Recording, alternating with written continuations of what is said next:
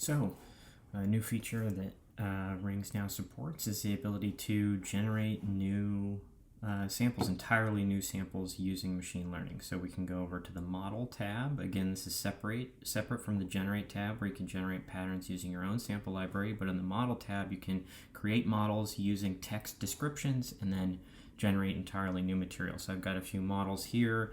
You can do either samples or pattern generation. So say I want to generate an entire pattern, high energy tech house loop. I can go ahead and decide how many patterns I want to generate, and they'll show up here. Now the first time you run this, it's going to ask you to download the model weights. I've already done that, so you won't see that here, but this runs entirely locally on your machine, so how long it takes will depend entirely on how powerful of a computer you have. Again, mainly the power of your GPU, basically. So, recommend the latest Apple Silicon models for doing this at really high speed. I think the best performance I've seen is about 20 seconds per generated clip. But it varies a lot depending on your hardware.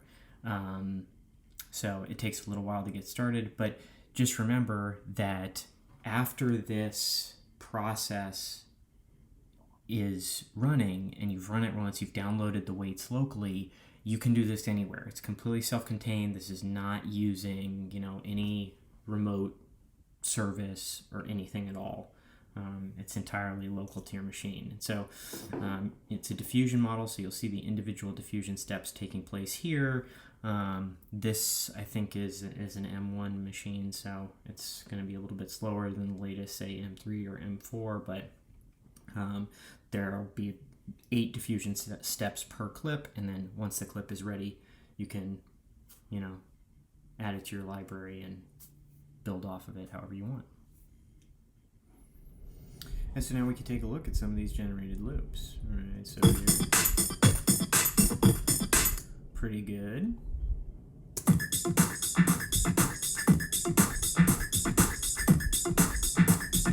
Nice.